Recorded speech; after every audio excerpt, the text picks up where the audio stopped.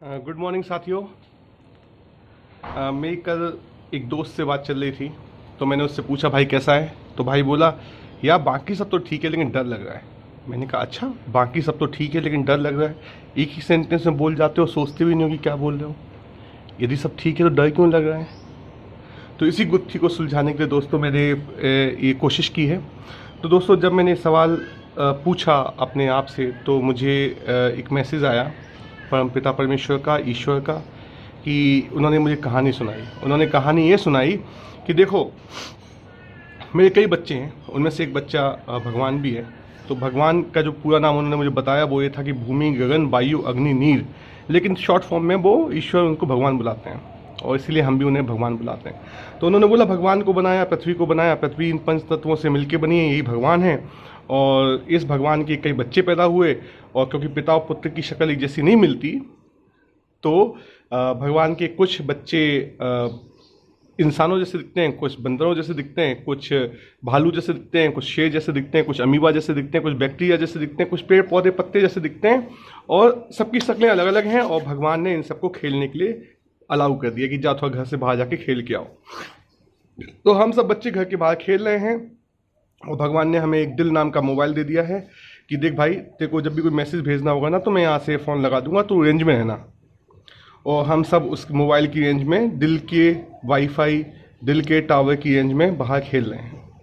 बाहर खेलते खेलते क्योंकि हम आपस में खेल रहे हैं और सब बच्चे हैं, उन सबका सबके पास अलग क्वालिटी का मोबाइल दे रखा है, तो हम सब लोग खेलते हैं।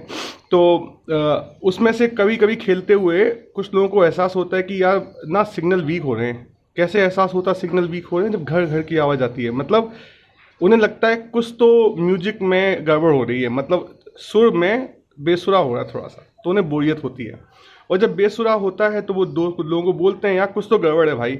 तो बाकी लोग जिनका रिसेप्टर ठीक चल रहा होता है, बाकी लोग जो अलग अलग तरीके से मैसेज को रिसीव कर पा रहे हैं वाईफाई का, तो वो क्या बोलते हैं, यार चल एक काम कर, तू बोर मत हो यार, तू परेशान मत हो, सब ठीक है, तू एक नया गेम खेल ले मेरे साथ, let's play a new game.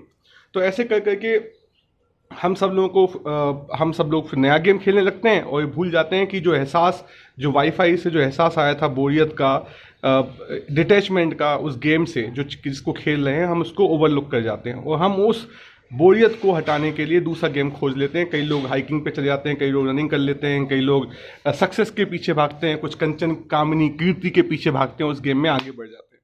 और गेम में आगे बढ़ जाते हैं, वाईफाई की रेंज कम होती जाती है, कम होती जाती है, कम होती जाती है, और एक समय में वो रेंज हो जाती है बेचैनी की।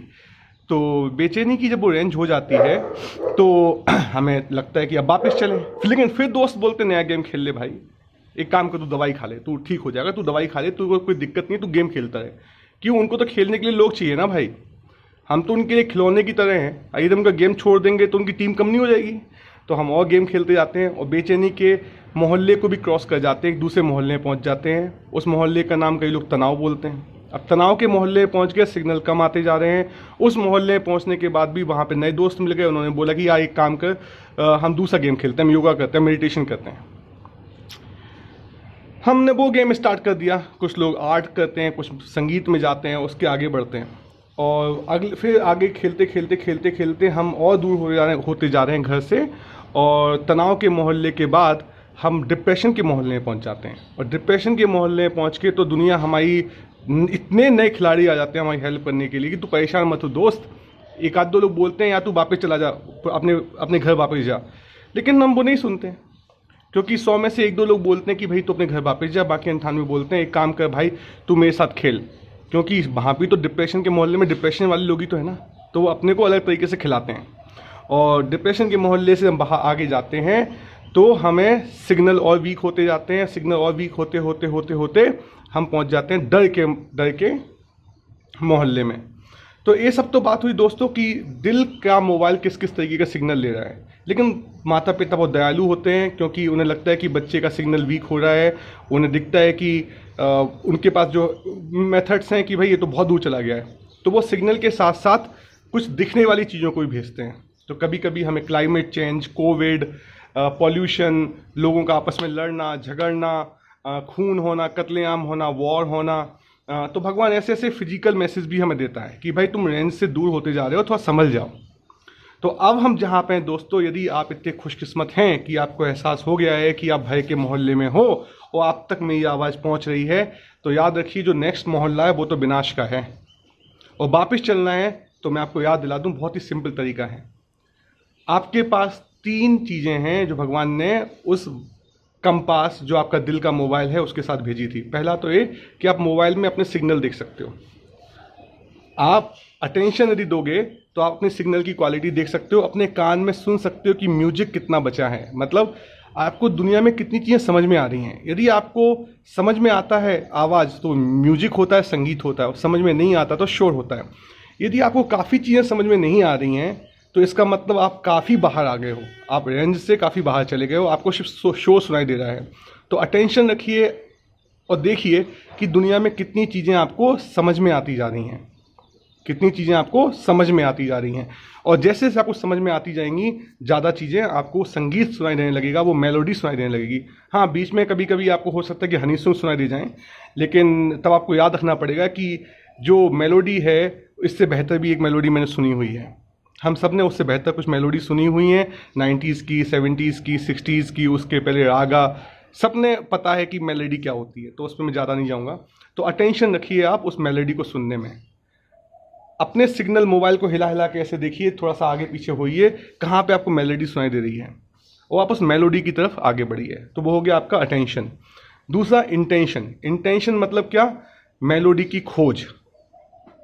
अटेंशन तो हो गया मोबाइल को देखना, सिग्नल को देखना, वो इटसेल्फ इज अटेंशन। मतलब अटेंशन आपको होना चाहिए कि हाँ मेरे को मेलोडी, जो अटेंशन है वो किस क्वालिटी की सुनाई दे रही है। लेकिन इंटेंशन क्या है? ज़्यादा मेलोडी की खोज। तो आप अटेंशन और इंटेंशन को होल्ड करके, अटेंशन मतलब आपकी नज़र हमेशा इस बात पर है कि मुझे क्या सुनाई दे रहा है, मेरे को क्या फील हो रहा है, मेरे को क्या एहसास हो रहे हैं। तो एहसास पे अटेंशन रखिए, इंटेंशन हर चीज़ को संगीत में बदलने का रखिए, मेलोडी को बढ़ाने का कीजिए कि शोर कम होता जाए और मेलोडी बढ़ती जाए। और जैसे जैसे आपको वो स्वीकारता आ जाएगी कि मुझे मेलोडी बढ़ानी है और आपका अटेंशन उस पर रहेगा, तो आप अपने आप एक्शन लोगे। तो अटेंशन, इंटेंशन के बाद आपका शरीर अपने आप एक्शन लेगा। फिर आपको अपने शरीर को फोर्स नहीं करना पड़ेगा कि भाई तू ये कर, तू वो कर। आपका शरीर उसी हिसाब से चलेगा जिस तरीके से आपका अटेंशन और इंटेंशन होल्ड करता है। लेकिन हम लोग इंसान हैं, गलतियां करते हैं, तो कभी कभी हम सिर्फ एक्शन पे फोकस हो जाते हैं। हम क्या बोलते हैं, यार मेरे को अच्छा कुछ करना है, मेरे को डेवलपमेंट सेक्टर में जाना है, मुझे ना अच्छा कुछ करना है, मेरे को फिलैंथ्रोपी करनी है, मुझे अच्छा कुछ करना है, मुझे ये करना है। तो ये अच्छा बुरा, सही गलत, ये सब एक्शन के लेवल पे है, ये इंटेंशन और अटेंशन के लेवल की बात नहीं है दोस्तों। तो आप ये सही गलत अच्छा बुरा जो एक्शन के लेवल पे है, इसमें ज़्यादा मत फंसना। ये गाइड है, ये थोड़ा सा गाइडिंग प्रिंसिपल है, लेकिन जो मेन गाइड है वो आपका एहसास है।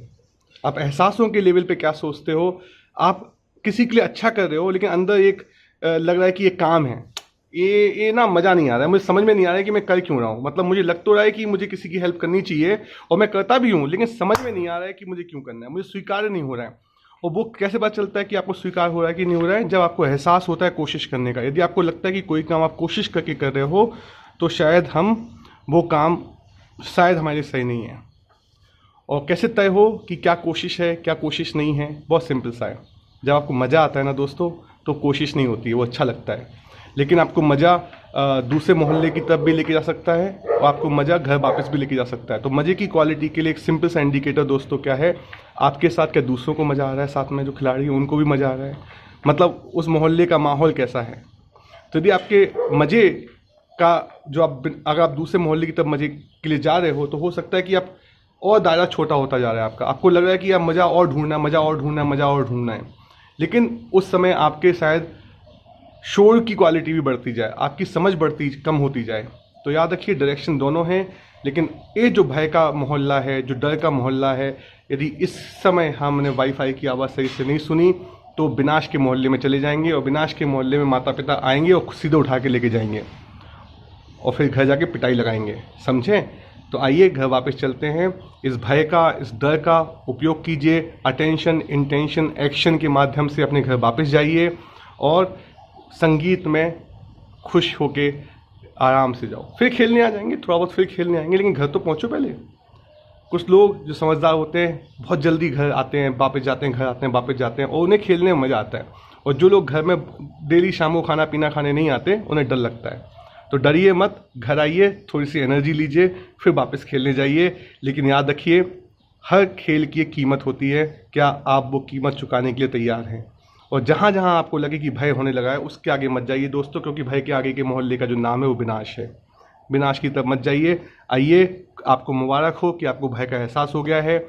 इस एहसास का फ़ायदा उठा के, इस सिग्नल जो आपको मिल गया है, बाई चांस एक डंडा दिखने लगा आपके मोबाइल पे, वापस आ जाओ। घर आजा परदेसी, तेरा देश बुलाए रे।